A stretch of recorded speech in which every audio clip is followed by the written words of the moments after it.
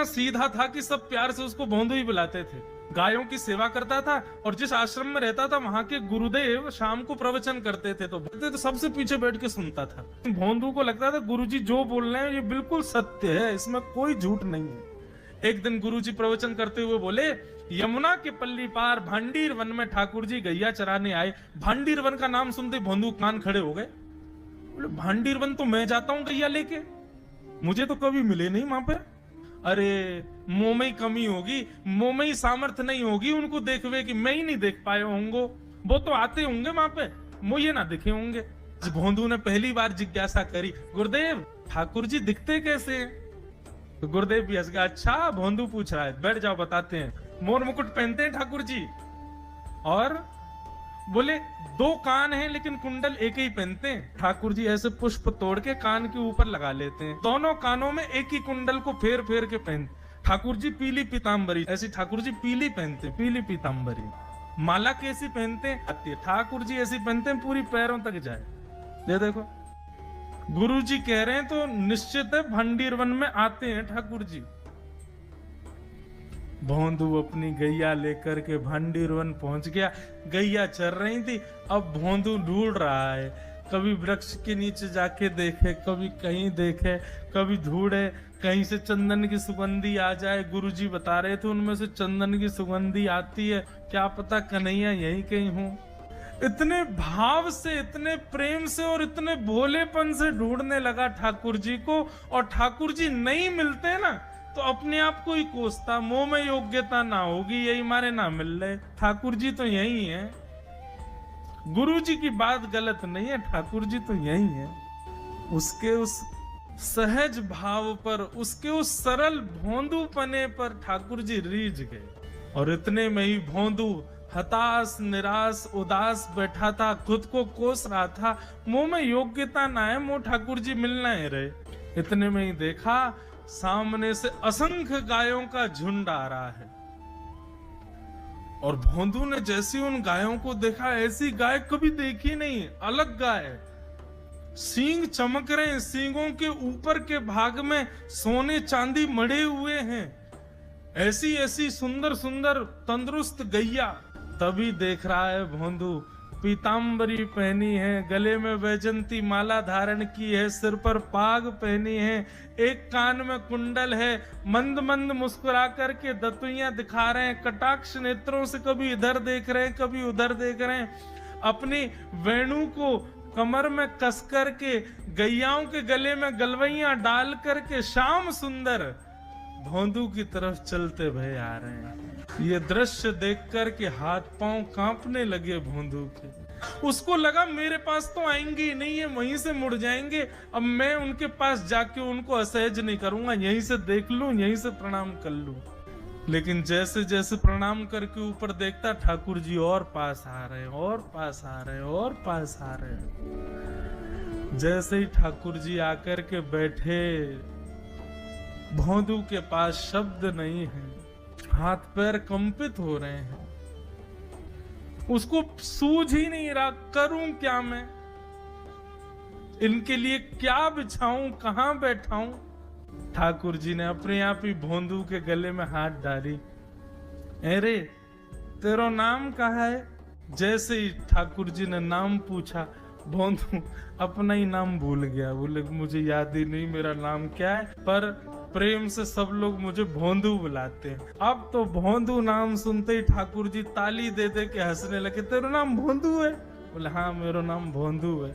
और ठाकुर जी आपको अच्छा लगो? बोले हाँ बहुत अच्छा लगो। आपको नाम कहा है? ठाकुर जी बोले तू मुझे ना जाने? बोले जानू तो ना हूं, लेकिन गुरुजी ने जैसो रूप बताया वैसो ये आपको, तो आप कहीं नंद नंदन तो नहीं हो? ठाकुर जी बोले हाँ मैं नंद नंदन नहीं हूँ, यशोदा जी को लाला, नंद जी को लाला। भोंदू बोलो जय हो भगवान, आज आपके दर्शन है गए। गुरु जी और सब बालकन को तो आप शायद रोज ही मिलते होंगे, लेकिन मैं ही अभागो, मुँह को आप आज ही मिले हो। ठाकुर जी बोले अब चल बात मत बनावे, जल्दी कछु खवा, मुँह को भूख लग रही है। भोंदू एक कपड़े में रोटी बांध के उसमें मिर्च और गुड़ रख करके लेके गया। 2 रोटी थी। भोंदू ने जैसे खोली, एक रोटी ठाकुर जी के सामने धर दी, एक अपने पास रख ली। बोले मैं भी तो खाऊंगा। ठाकुर जी ने बढ़िया रोटी ऐसे घुमाई और प्रेम से गुड़ खामे और रोटी पान लगे प्रेम ते, और ठाकुर जी तो चप चप करके नेक देर में पा गए। भोंदू तो भूल ही गयो मुँह खानो भी, वो ठाकुर जी को ही देख रहा है। ठाकुर जी बोले और जोर की भूख लगी है, ला अपनी रोटी दे दे। भोंदू बोलो मुँह को भी भूख लगी है। बोले अच्छा चल आधी आधी खा ले, या मैं आधी तू खा ले आधी मैं खा लूं, दोनों खा लिए। कल ते नेक्स्ट से ज्यादा सी रोटी ले आइयो, भूख ज्यादा लगे, और सुन यही समय आइयो, मिलूंगा कल भी तोते। ठाकुर जी अपने मार्ग पर चले गए। भोंदू इतना प्रसन्न है, बोले आज मुंह को ठाकुर जी मिल गए। गुरुदेव के प्रवचन का समय हो गया, भोंदू पीछे जाके बैठ गया, अपने गुरुदेव को प्रणाम करे, इनकी कृपा से ठाकुर जी मिले। उसने किसी को नहीं बताया, उसको लगा सबको ही मिलते हैं भगवान, मुझे ही मिले हैं बहुत दिन बाद। दूसरे दिन भोंदू खूब सारी सामग्री रसोई घर में इकट्ठा करके जाने लगा।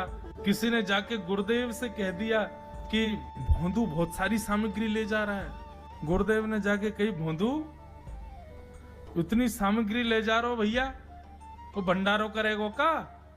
नहीं गुरुजी भंडारो तो नहीं करूंगा, वो नंद नंदन नाम है, वो यशोदा नंदन मदन मोहन, वो अपनी गैया चरा के आए, कल भी आए, मेरी रोटी खा गए, मैं भूखो ही रहेगो कल, या हमारे ज्यादा सी ले जा रहा हूँ, बेचारे बहुत भूखे आए कल कि उनको पेट भर जाएगा, मैं भी पा लूंगा, या हमारे गुरुजी आज ज्यादा सामग्री ले जा रहा हूँ। गुरुदेव ने मन में सोचा ये बात कोई और कहे तो अविश्वास किया जा सकता है, लेकिन भोंदू झूठ नहीं बोलता। भोंदू कभी झूठ नहीं बोलता, भोंदू की बात पर विश्वास करना ही पड़ेगा। गुरुदेव बोले सुन सुन ठाकुर जी आए थे? बोले हाँ। अच्छा उनका रूप कैसा था? जैसा रूप आपने बताया था ना गुरुजी बिल्कुल वैसा, ऐसे कटाक्ष नेत्र मोती जैसे दांत, ठाकुर जी की मुस्कान ऐसी, पाग ऐसी, कान ऐसे। गुरुदेव के तो नेत्र बंद हो गए, वे सब अनुभव करने लगे। लेकिन गुरुदेव बोले रूप कैसा भी बता दे, चरण यदि इसने बता दिए तो मैं मान जाऊंगा कि ठाकुर जी थे। अच्छा तूने चरण देखे? बोले हाँ गुरुजी मैंने चरण देखे। चरण कैसे थे? ठाकुर जी के चरण जब वो चल करके आगे बढ़ते हैं ना तो चिन्ह बन जाते हैं। कहीं ध्वजा बनी थी, कहीं शंख बना था, कहीं कुछ बना था, और उनके जो नखून है ना उनमें से ऐसा लगता है मानो जैसे कोमल का पराग हो, कमल का पराग हो। और चरणों का रंग कैसा, जैसे मानो जैसे गुरुदेव कमल होता है ना, कमल की आकृति, ऐसे ठाकुर जी के चरण। जब चरण का यथावत वर्णन भोंदू ने कर दिया, गुरुदेव समझ गए, बोले निश्चित ठाकुर जी आते। नहीं तो इतनी बुद्धि नहीं है उस पे कि वो इतना सब कुछ ढूंढ धाड़ के मुझे बताए। भोंदू एक काम करेगा? बोले हाँ। ठाकुर जी आएंगे तो तेरे सखा बन गए? बोले हाँ। तो उनको लेकर के आश्रम आ जाए। भोंदू बोला कि इतने योग्य बालक हैं, लेकिन ठाकुर जी ने किसी से नहीं कही, मुझसे कही है। अगर मैंने ये काम नहीं किया तो मेरा जीवन व्यर्थ है। भोंदू को लगा ठाकुर जी सबसे ही मिलते हैं, गुरुजी किसी से भी कह के बुलवा लेते, मुझको काम दिया। भोंदू ने तो उसको अपने हृदय में ले लिया, अब ये काम मुझे करना है। बोले गुरुजी मैं वचन दे के जा रहा हूं, ठाकुर जी को मैं लेके आऊंगा। जा बेटा। भोंदू वन में चला गया। अब तो उसको मिलने की भी एक्साइटमेंट नहीं है और कोई उसके मन में भाव ही नहीं है, उसको ये है बस ठाकुर जी को मैं ले जाऊं। जा करके बैठा, ठाकुर जी अपनी गैया चराते भये, ठाकुर जी आए, रूप देख करके फिर से भावुक हो गया भोंदू। ठाकुर जी आकर के बैठ गए, बोले चल जल्दी निकाल रोटी, भूख लगी है मुंह को। भोंदू सजाता जा रहा है थाली, ठाकुर जी को देता जा रहा है। बोले जय जय एक प्रार्थना करूं? बोले करो। आप मेरे संग मेरे सखाओ ना आप? बोले हाँ तेरो सखाऊं तो मेरी बात मानोगे? बोले कहा आप मेरे संग आश्रम चलो गुरु जी के पास। ठाकुर जी रोटी पाते जा रहे, ठाकुर जी ने अनसुनी कर दी बात। बोले जय जय कछु कहो ना, आप चलोगे ना? ठाकुर जी बोले हम तेरे सखा हैं, तेरे गुरु जी के सखा नहीं है। तू मोते मिल, तू मेरे संग खा, तू मेरे संग रहे, तू कछु कर, तो कुछ सब अधिकार है, लेकिन ये हम गुरु जी ते मिल बातें मिल ये सब हम नहीं करेंगे। हम बस तेरे सखाएं तो ही जाने और कोई ये ना जाने। ए जय जय ऐसा मत कहो ना, वे नहीं बताते तो मैं तो आपको देख ही नहीं पाता, मैं तो आपको जानता ही ना हूं। उनने ही तो मुझको बताई कि आप भांडीर बनाते हो, आपका रूप ऐसा है। उनने कृपा करके मुंह को आपसे मिलवाए हो, वही हमारी मित्रता के मूल आधार है, उनसे तो मिलवे चलो ना।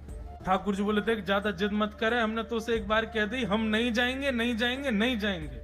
ठाकुर जी रोटी पा रहे थे तो भोंदू ने हाथ से रोटी और छनाई, बोले ये भी दो, ये भी गुरु जी की है, लाओ ये मिर्च गुड़ सब दो, ये सब गुरु जी को, ये भी मत खाओ। और सुनो, यदि हमारे गुरु जी से आपको प्रेम नहीं है तो हमको आपसे प्रेम नहीं है। कल ते अपनी गैयान को लेके कहीं और चरावे जाओ, होंगे तुम नंदन नंदन अपने गांव के, मेरे गुरुजी के पास नहीं जाओगे। और सुनो, ये मुंह में जो रोटी रखी यू को उगल ले आओ, ये भी गुरुजी की रसोई में बनी है, हमारे गुरुजी से नहीं मिलेंगे। ठाकुर जी बोले अरे भोंदू ने रुक तो, नहीं नहीं नहीं अब तो मैं सुनूंगा ही नहीं, आपने ऐसे कैसे कह दी नहीं जाएंगे, 3 बार नहीं जाएंगे नहीं जाएंगे। और ये भांडीरवन मेरो है, मैं यहाँ गैया चरावे आऊं, कल से अगर तुम और तुम्हारी गैया दिख गई मुंह को तो तुम्हारी गैयान को लेके मैं चलो जाऊंगा आश्रम, फिर तुम्हारी मैया बाबा तुमको मारेंगे।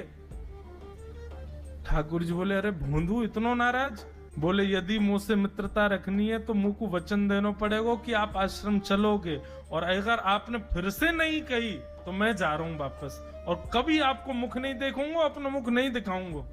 ठाकुर जी बोले इस मुख को देखने के लिए या संग के लिए लोग पता हो तो कितनी तपस्या करें, बोले जो तपस्या करें उनको मुबारक, तुम मुंह को ना चाहिए, मुंह ना मिलना तुमते, मुंह कोई गरज ना पड़ रही तुमते, आज तक नहीं मिले कल ही तो मिले हो मोते, और वो भी गुरुदेव की कृपा से मिले हो, जाओ मत मिलियो, मुझे ना चाहिए तुम। ठाकुर जी बोले मैं तो ना जाऊंगा, मैं तो तेरे पास ही रहूंगा। बोले तुम मत जाओ मैं जा रहा हूं, कि जाने लगा वापस। भोंदू ठाकुर जी पुकार रहे हैं, भोंदू मानो जैसे त्रिलोकी लेके जा रहा है वो ठाकुर जी की, जैसे मानो पूरा ऐश्वर्य ठाकुर जी का ले जा रहा हो। अरे भोंदू ने रुक तो जा। भोंदू बोला अपना मुख भी नहीं दिखाऊंगा यदि आप नहीं चलोगे तो। भोंदू थोड़ी दूर गया, ठाकुर जी को लगी वापस आ जाएगा, थोड़ी और दूर गया, लगा अब आ जाएगा, लेकिन जब भोंदू दिखना बंद हो गया हमारे ठाकुर जी विचलित हो गए, दौड़े भोंदू की तरफ। ठाकुर जी दौड़ करके गए और जाकर के भोंदू के पिद्दी पे चढ़ गए, बोले ले चल अपने गुरुदेव के पास, चलूंगा तू जहां कहेगो, लेकिन तो दूर नहीं जान दूंगा।